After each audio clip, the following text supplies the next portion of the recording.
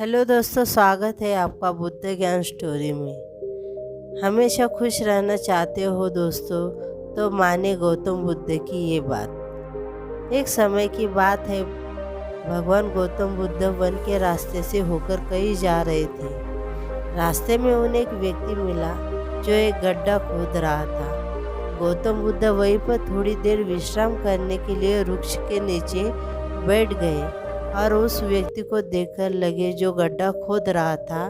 तभी उस व्यक्ति को गड्ढा खोदते खोदते एक कलश मिला।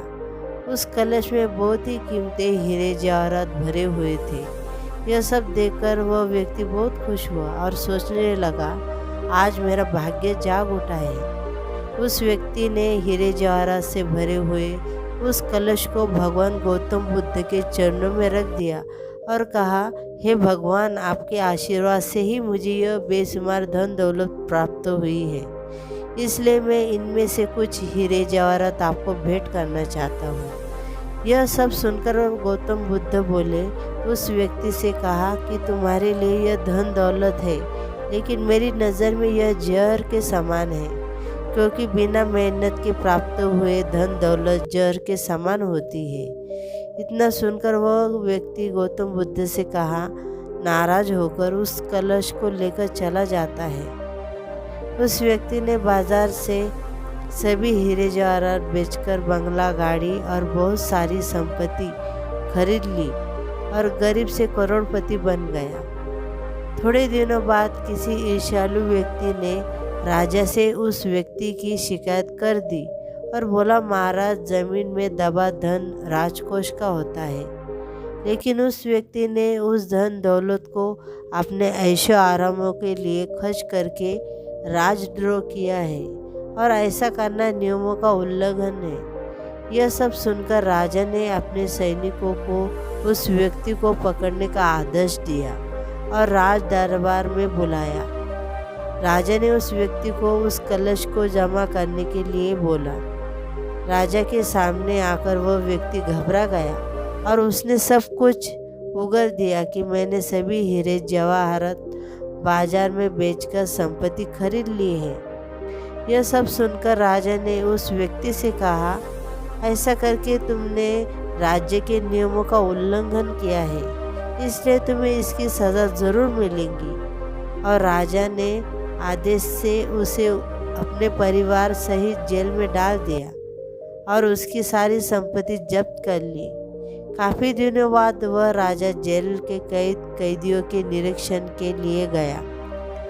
तभी उस व्यक्ति ने राजा से अपनी सज़ा माफ़ करने के लिए आग्रह किया और कहा, महाराज, जब मुझे वह कलश जमीन में गड्ढा खोदते समय मिला तो भगवान गौतम बुद्ध वहीं मौजूद थे। भगवान गौतम बुद्ध ने मुझसे कहा था कि इसमें धन दौलत नहीं, जहर भरा हुआ है, लेकिन उनकी यह बात न मानकर मैंने उनका अपमान किया था और आज जेल में रहकर मुझे एहसास हो रहा है कि उनकी बात बिल्कुल सच थी, क्योंकि बिना मेहनत के प्राप्त धन दौलत जहर के समान ही होती है। इसलिए मैं एक बार भगवान गौतम बुद्ध के दर्शन करके क्षमा मांगना चाहता हूँ। उस राजा ने भगवान गौतम बुद्ध के सम्मान अपने राज्य में आमंत्रित किया और जेल से निकालकर उस व्यक्ति को भगवान बुद्ध के पास लाया गया। उस व्यक्ति ने भगवान बुद्ध के चरणों में बैठकर क्षमा मांगी तथा कहा, भगवान, आपकी ये बिल्कुल सत्य थी, क्योंकि कलश में सही में जहर भरा हुआ था, जिससे कारण मुझे अपने परिवार सहित जेल जाना पड़ा। भगवान गौतम बुद्ध के आदेश से सज़ा से उस व्यक्ति को जेल से रिहा कर दिया। इसके बाद उस व्यक्ति ने उसी दिन से मेहनत से प्राप्त धन से अपना जीवन यापना शुरू कर दिया। दोस्तों, इस कहानी से हमें यह सीख मिलती है कि बिना मेहनत के हासिल हुआ धन हमें खुशी कभी नहीं देती, क्योंकि बिना परिश्रम के प्राप्त हुआ धन विष के समान होता है।